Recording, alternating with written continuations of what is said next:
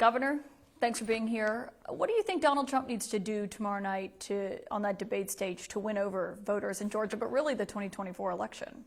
Well, welcome to Georgia. It's going to be an exciting night. Look, I think former President Trump has a great opportunity to really be forward-thinking, not look in the rearview mirror, not focused on the past, but stay focused on the future. Contrast, where things are right now from where they were 4 years ago with President Biden's record, and tell people what I'm going to help you do in the future as your new president. If he focuses on the past and on the 2020 election, do you think that's a mistake? Well, I think that hurts him with swing voters. I mean, from the people I'm hearing from, they're not focused on what happened in 2020 or 2022. They're focused on what happened when they went to the grocery store, the gas pump. They're focused on what's been happening at the border. And I think it's just a great opportunity for former President Trump to stay focused on those issues, because I think Biden has real liabilities there. I mean, to me, this is going to be a pocketbook election. There's so much chaos with all these other things that have been going on. But at the end of the day, I'm not hearing about those chaotic things. Yeah. Well, in the Georgia primary in March, we saw something so fascinating where Nikki Haley had already dropped out of the race, but 78,000 almost Georgians still voted for her. I mean, what does Donald Trump need to do to earn their votes?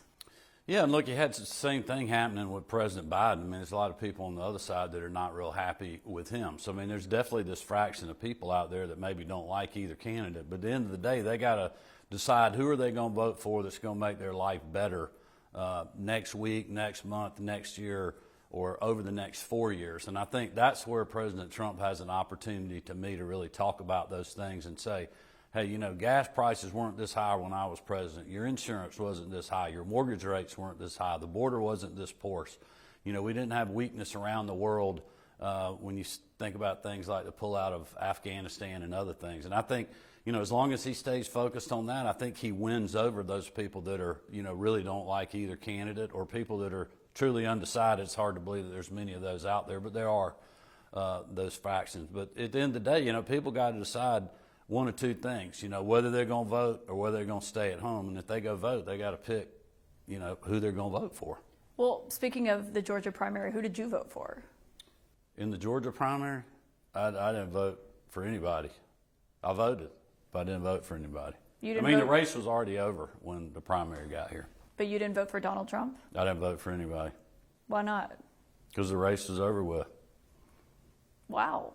That's pretty interesting. Yeah, well, I wanted to go vote. I always try to go vote and, play a part in it. But look, at that point, it didn't really matter. I've said for a long time, as you know, I'm going to support the ticket. That's what I'm doing now. And we have a lot of races on the ballot here in Georgia, not just the presidential race. We got a lot of my friends and partners in the General Assembly, and I'm focused on holding our majorities and making sure we turn out the vote for the whole ticket all the way to the top. But there were a lot of other Republicans who came out and voted in that primary and voted for Donald Trump. So I think it would be pretty interesting for them to hear, why you didn't feel the need to vote for him or didn't want to. Well, it would be, for me personally, politically, it'd be interesting if I had a vote for him, be interested if I didn't, or be interesting if I didn't vote at all. But at the bottom of the line, it doesn't really matter.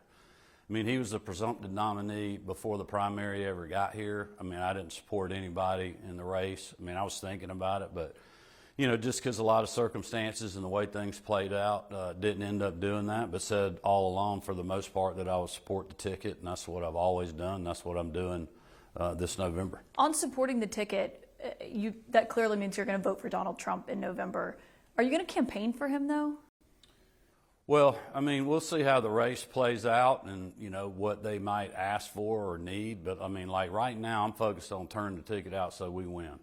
Regardless of, our history together, I have a vested interest in Georgia, remaining in Republican hands. We did a great job of doing that in 22, beating Stacey Abrams by almost 8 points. Our whole ticket at the state level won. And we just had a great Supreme Court race here where we had a liberal Democrat that was trying to knock off a great Supreme Court justice that I appointed. And so that was really a political race. The challenger made it political, and we won that.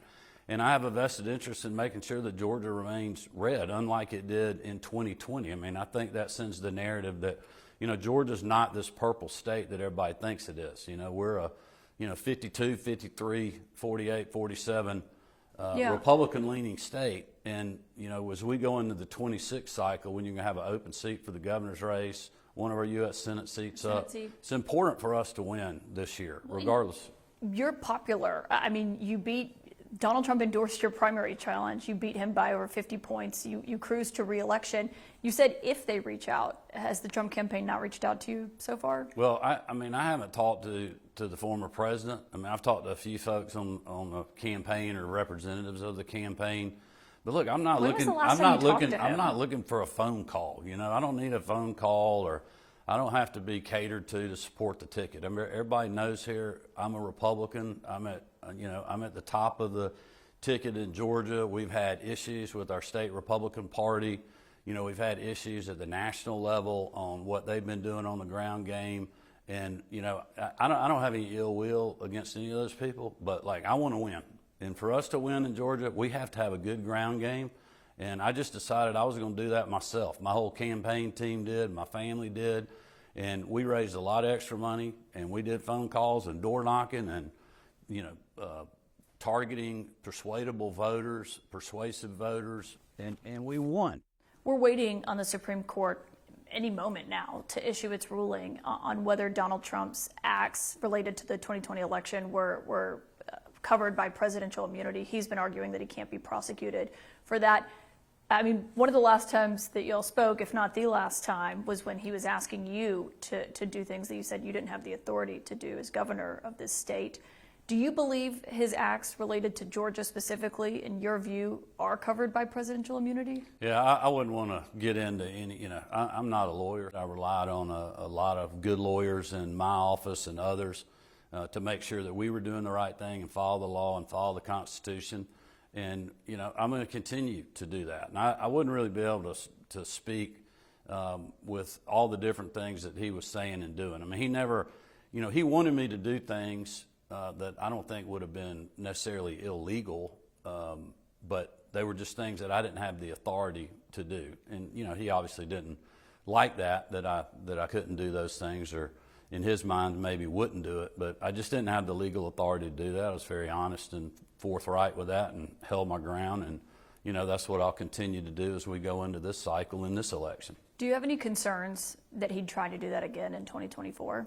Well, I've seen some of these stories and people worrying about this, about that. I don't worry about the institutions of democracy too much. They held up under a lot of pressure. And only because of people like you. Well, that's right. And there's still a lot of those good people that are serving, and I think there's a lot more people watching now than were watching in 2020. A lot of people that have complained about the process and said, I should do this and I should do that.